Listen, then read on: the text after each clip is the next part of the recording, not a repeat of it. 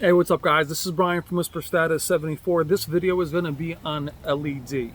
Is it dead? Is it dying? Is it being replaced? A lot of you guys have concerns, have talked a lot through the summer about certain moves by certain companies and what is coming up, and should you wait? That's kind of always been the question with technology. Buy now, wait and see. Should you move on to it? I'm Brian from Whisper Status 74.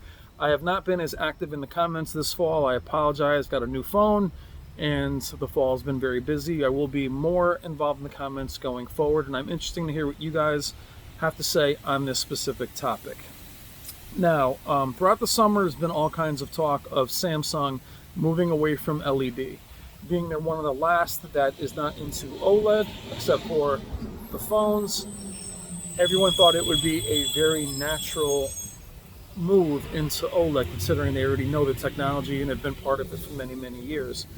Then they had, or have had, the conversation with micro LED. A lot of you thought they would skip OLED, go right to micro LED, and that would be that. There's a lot of talk of them moving into OLED themselves.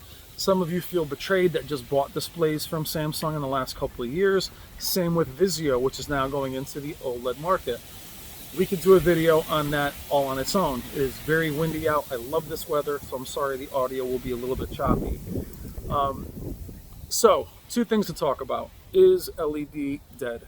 Is it dying? Well, it isn't. And you see what's happening with Hisense, TCL moving into mini LED.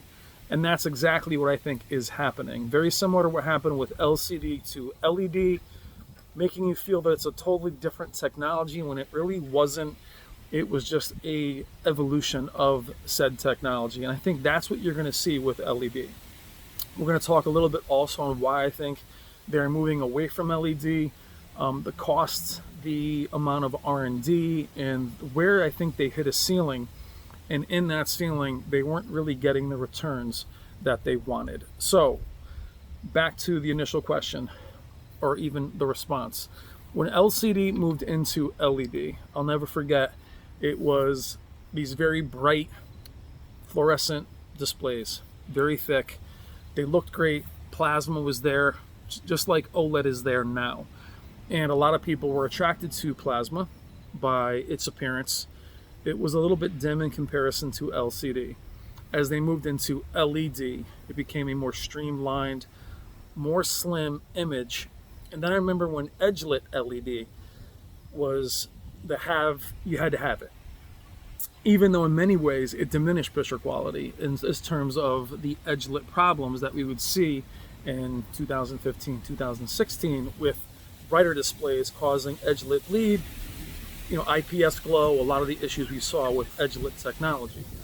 But the LCD crew really felt left behind with LED coming up. You're seeing that now the other way. We talked a lot about micro LED, and it was dropping any day now, and it really hasn't come out, not for a long time. We've seen it every year for the last, I think, 3 or 4 years. And then while that was processing in the back, TCL comes out with mini LED, which was slated to release in October, now is releasing in November. It's actually available for pre-order on Best Buy. That information was given to me by the Grizzle. Thank you as always for your information. We can do a whole separate video on pre-ordering first generation technology and why I don't recommend it. I would really wait. So, back to what we talked about. If you just bought a new Hisense, an H9F, if you bought a new Samsung, should you feel slighted? I do not think you should feel slighted. I think those displays are very, very capable. I think LEDs are going to be fine for the future. As far as TCL and the 8 mini LED, the 8 series, we're going to have to wait and see if it's just marketing or if they really do fulfill their promises. Now, I can already tell you it won't in some ways.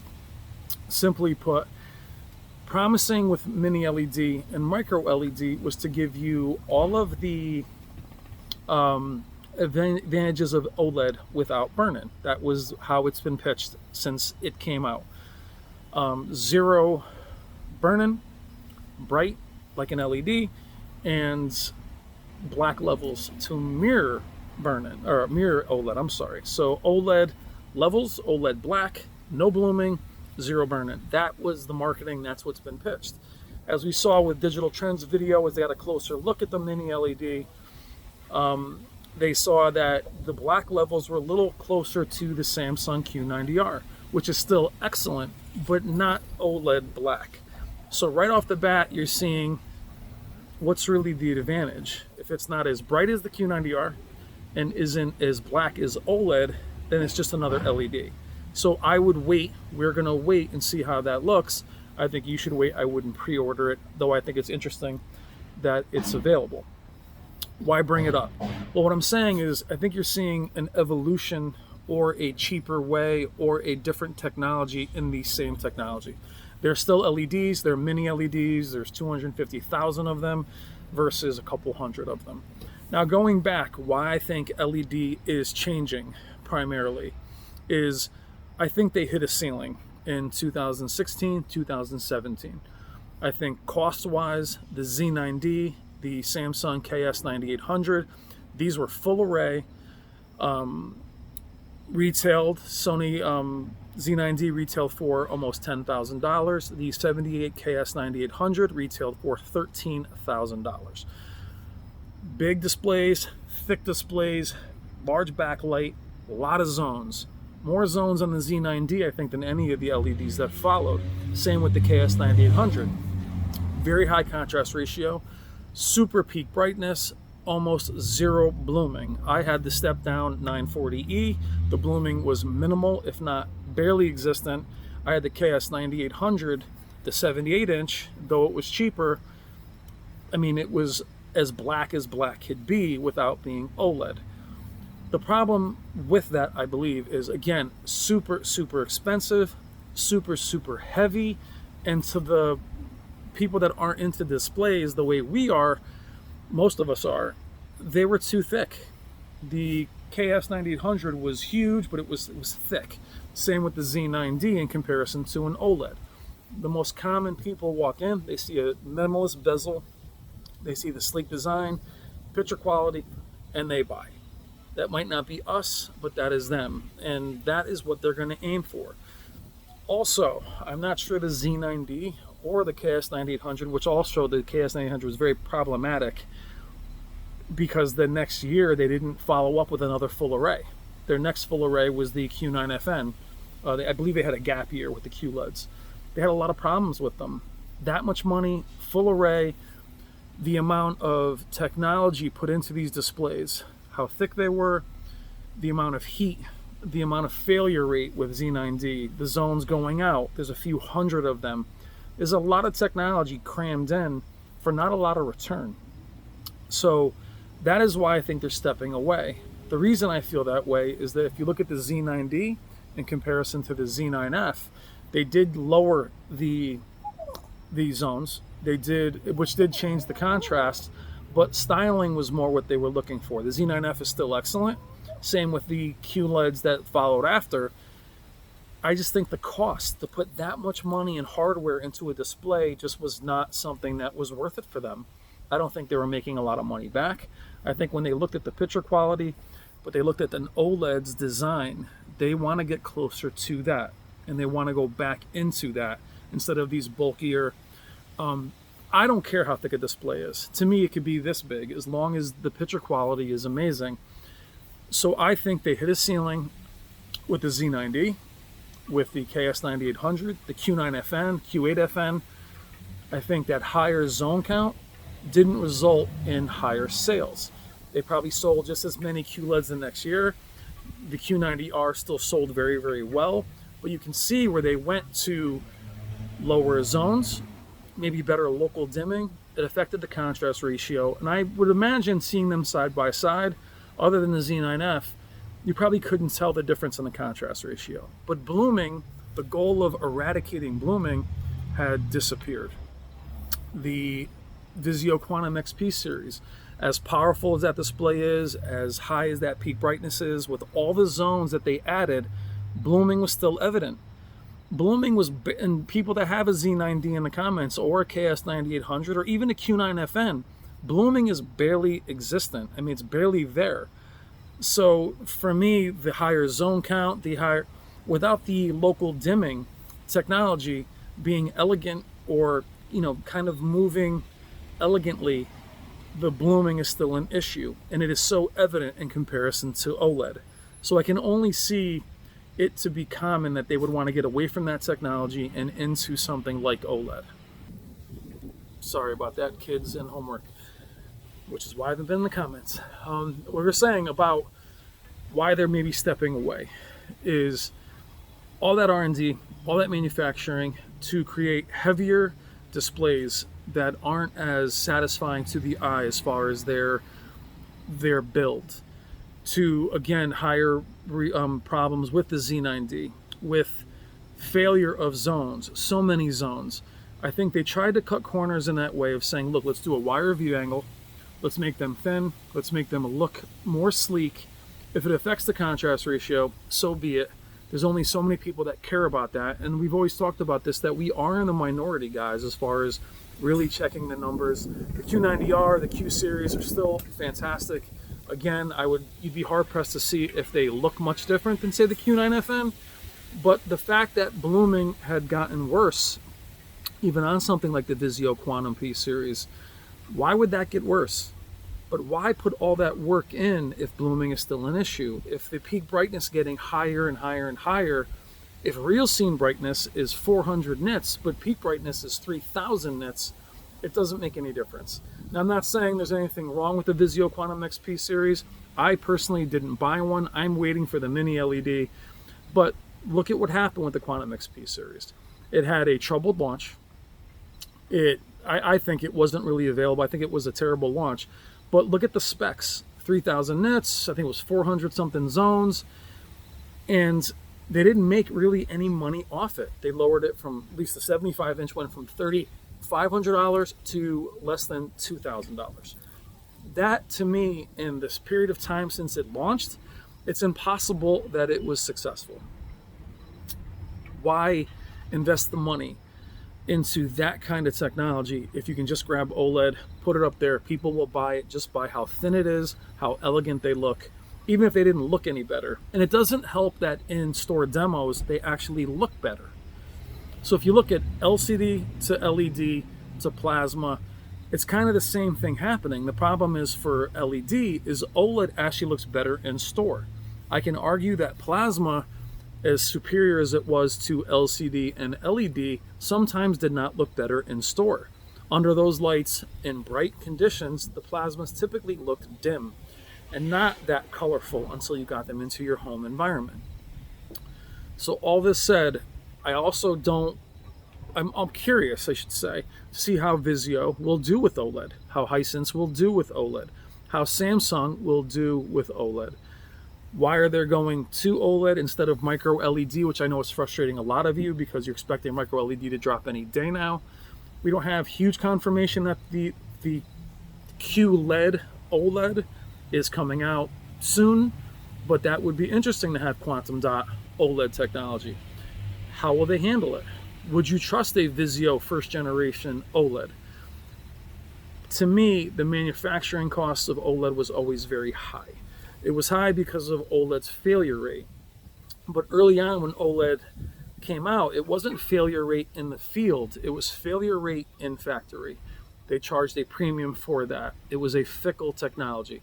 Other than burn-in, it's very consistent as far as its flaws, other than its vertical banding, and the screen problems aren't as prevalent as many as you see with LCD and LED. LED went through a ton of defects in returns, shipping, making these displays as large as possible, as thin as possible. To me, had to be a nightmare. I wasn't the only one that returned a million of them. I returned 12 of them. That's excessive, but they were all defective. Not one of them were returned because I didn't like them. OLEDs, to me, other than the burn-in issue, I think the majority of people think they're less problematic with screen problems. There's no edgelit problems. There's typically not many dead pixels. You will see some banding, some micro blocking, and you'll see some black crush. But typically they either work or they don't. They either burn in or they don't. And the elegance of the design, guys, that's what I think they want to sell.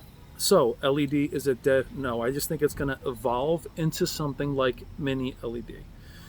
To me, it's just that manufacturing. I don't think they want to continue to pour money into a technology they deem as being, as it were, hit a ceiling. Now, OLED in many ways has hit a ceiling too, in the sense of they are 4K. You're seeing the HDMI 2.1 of the last LG C9. You're going to start seeing 8K LGs next year, but have they hit a ceiling as far as peak brightness? They're not going to get. I think the C9 is probably the brightest. The Panasonic might have been. The Panny might be brighter, but they're going to hit a ceiling too. They're not going to end up being 2,000 nits with that black level. They don't really need to. I think what you're seeing with the mini LED is it doesn't need to be 3,000 nits with OLED peak brightness. So I think we're all seeing them hit different boundaries and say, I don't want to go further. With LED, the reason I brought up the VIZIO is the higher zone count, higher peak brightness didn't necessarily create zero, it didn't minimize blooming enough. It didn't wow enough for the amount of money I think they invested in that display. Nothing wrong with it, but it didn't light the world on fire like I thought that it would. I thought that its price and its specs would give you that Q9FN, minimal blooming, high peak brightness that OLED cannot even get close to matching. But think about the loss they must have taken on that display. It still doesn't look as thin as an OLED. It still doesn't grab you, and it's still a VIZIO. So we'll see how they do with OLED. I am excited but cautious to see how the quality control will be. OLED is not easy. We will see how Hisense handles it. We'll see, Panasonic is doing amazing. Panasonic, please come home. If there's one brand that I will be loyal to, will be Panasonic. I would buy them if they had a 75-inch. I would buy them immediately. That's the brand I have kind of blind loyalty to.